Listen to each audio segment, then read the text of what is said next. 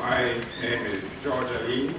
I'm Chancellor of the University of the West Indies, and I'll be your moderator for today's session. This session is the high-level strategic dialogue, vibrant societies, resilient economies, a partnership for implementation. Mr. President, Prime Ministers, Ministers of Government, Secretary General of the United Nations, Secretary General of the Commonwealth, Secretary General of the Organization of American States, Secretary General of the Caribbean Community, Your Excellencies, distinguished guests, ladies and gentlemen, a good morning to you. And now it gives me great pleasure to invite Senator the Honorable Maxine McLean, Minister of Foreign Affairs and Foreign Trade of Barbados, to bid you welcome. Senator McLean. Thank you very much, Sir George. Prime Ministers, Ministers of Government, Excellencies, distinguished guests, ladies and gentlemen. I am honored to welcome you to Barbados and to this high-level strategic dialogue on the theme, CARICOM, Vibrant Societies, Resilient Economies, a Partnership for Implementation, which is taking place in the margins of the 36th meeting of the CARICOM Conference of Heads of Government. This dialogue therefore benefits from the participation of a number of CARICOM heads of government. We are at a critical time regionally and indeed globally. The world is seeking to craft a new global development agenda. A hallmark characteristic of this agenda is inclusiveness. I am happy to signal that this event demonstrates CARICOM's commitment to this. In this vein, we are particularly pleased to be joined by some of the most distinguished statesmen, practitioners, and policymakers from within the region and around the world. I especially welcome those who have joined us here in CARICOM: the Secretary General of the United Nations, the Secretary General of the Commonwealth, and the Secretary General of the Organization of American States. I also extend a warm welcome to all of you who have made a special effort to be here to participate in these important proceedings. This dialogue provides a unique opportunity for this distinguished group to share their perspectives on issues of direct relevance to the people of the Caribbean community. It will demonstrate our efforts to address our needs and vulnerabilities and our successes, while at the same time articulating our future aspirations. We recognize that we in CARICOM cannot do it alone and look forward to hearing from our strategic development partners present here today on their new and existing plans to engage the region as we pursue the implementation of the Small Island Developing States Agenda.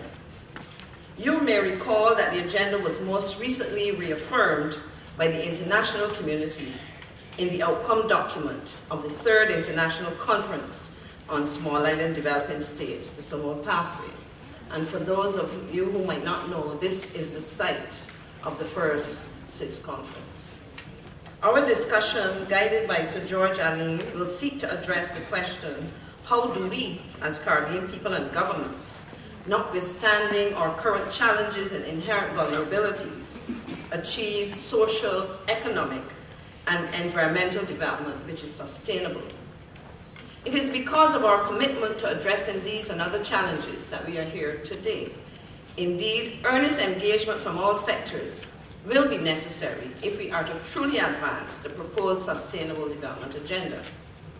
I am therefore extremely pleased at the excellent response to our invitation.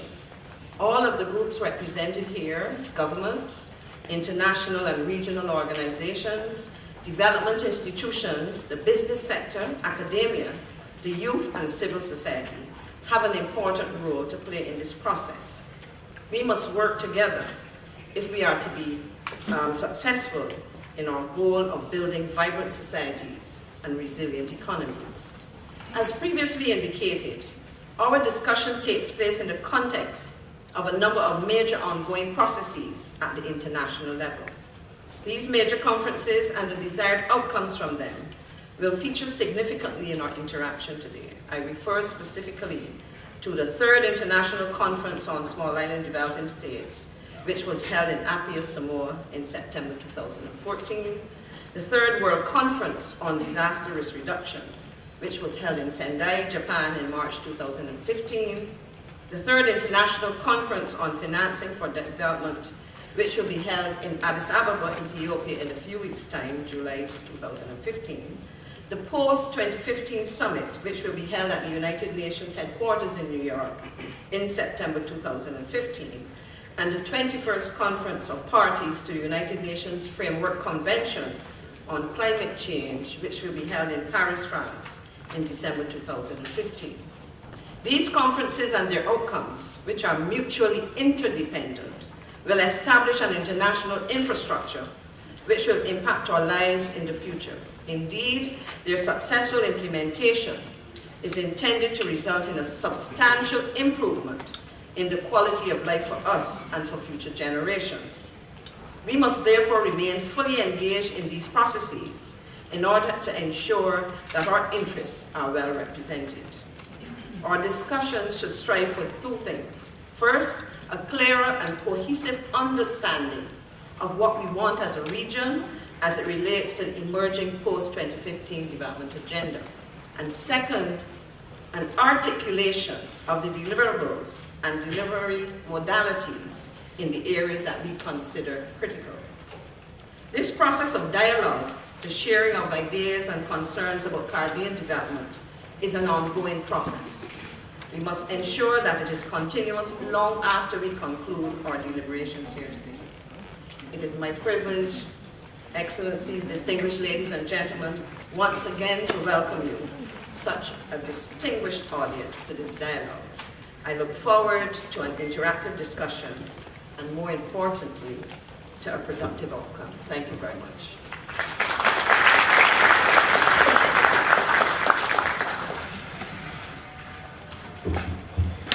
Let me thank Senator McLean for that warm Barbados welcome. And now we have the privilege of being addressed by the Prime Minister of Barbados, the Right Honourable Frundle Stewart. Mr. Prime Minister.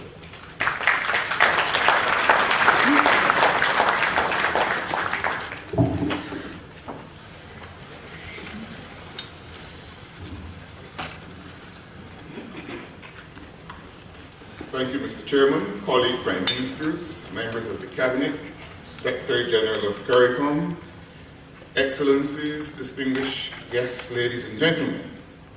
I am delighted to endorse the sentiments already expressed by the Foreign Minister, Senator Maxine McLean, and to welcome you to this high-level strategic dialogue entitled Vibrant Societies, Resilient Economies, a Partnership for Implementation. I am especially pleased to see a number of my fellow heads of government of CARICOM countries and to be able to welcome amongst us the Secretaries General of the United Nations, the Commonwealth, and the Organization of American States.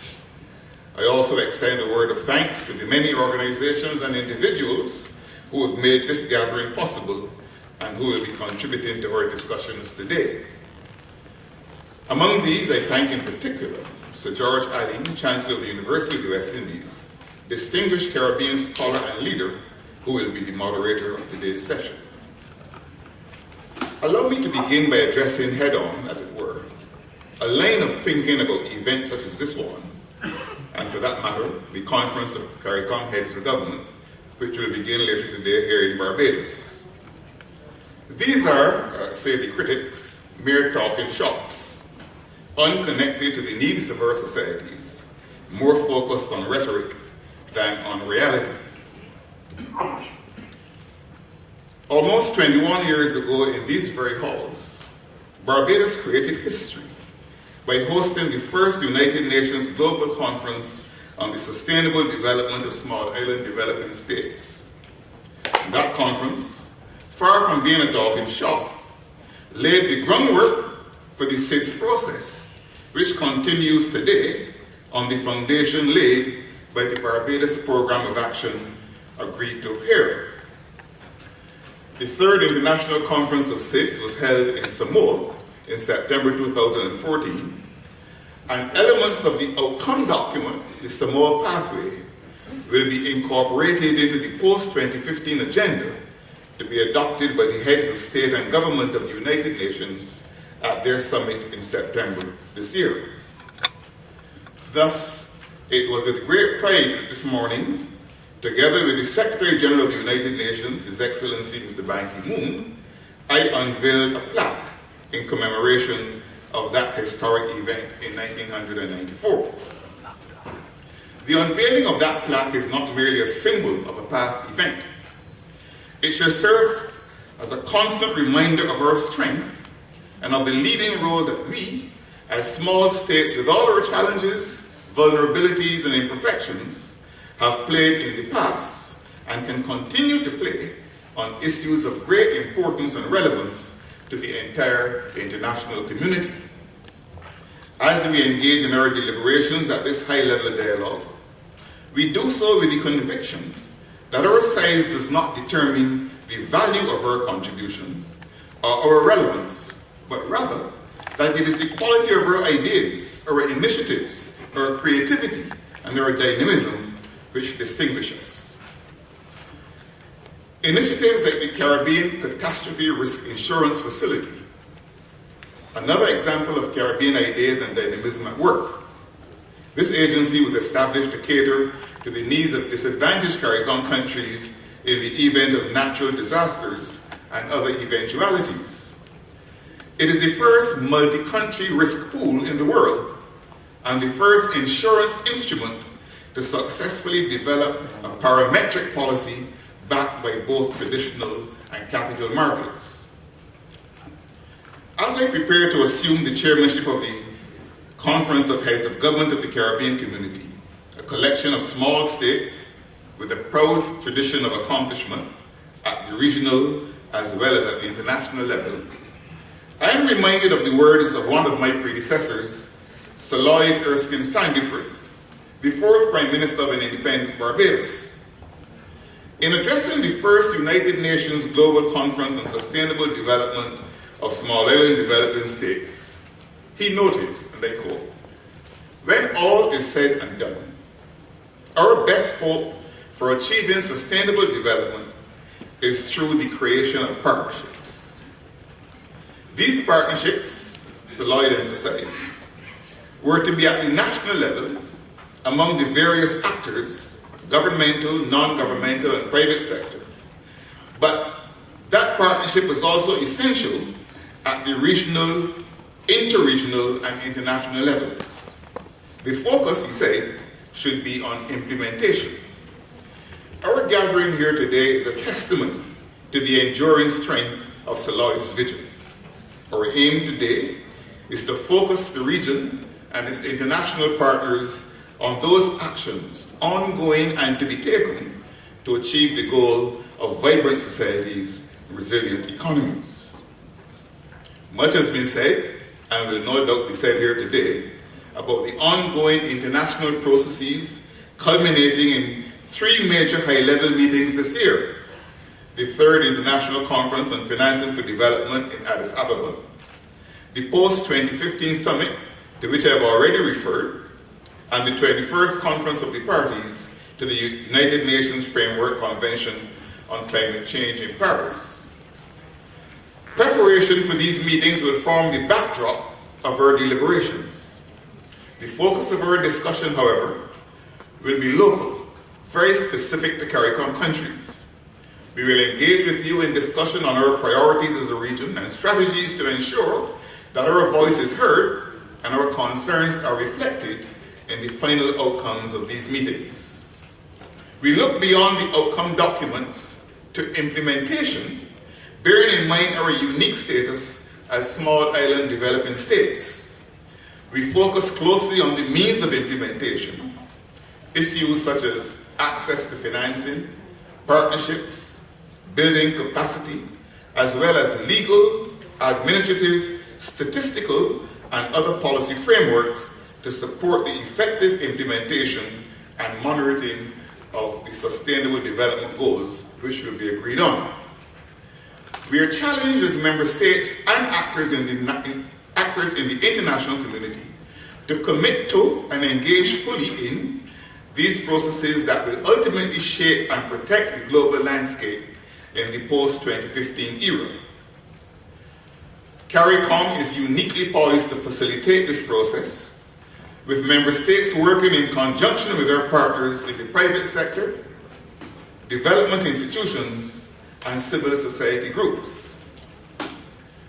As CARICOM countries work towards the goal of vibrant societies as a platform for the creation of resilient economies, we must depend first and foremost upon ourselves, upon our peoples, whose ability to survive and thrive in the most adverse circumstances is well known, upon our civil society and other institutions, whose democratic foundations are at the heart of their ability to be effective, upon our private sector and our entrepreneurs, whose legitimate aspirations for commercial success are steered by the invisible hand of which Adam Smith spoke to create what we would call today public goods, upon the unique and positive role of our labor unions, and upon our partnerships with industrialized countries and international institutions.